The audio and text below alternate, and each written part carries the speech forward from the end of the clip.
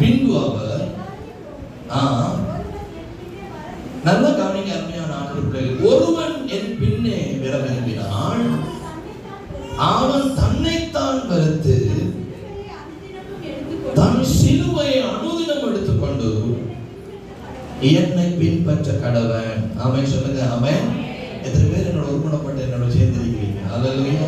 எனக்கு விருப்பம் கொஞ்சமும் பெருசோ அது பெரிய பிரச்சனை இல்லை. எல்லாரும் என்னோடு கூட இருக்கணும், அந்த வார்த்தைக்கு செவி சாய்க்கணும். அவன் சில பேர் சேர்த்து இருப்பாங்க, ஆனால் எண்ணங்கள் என்ன செய்யும்?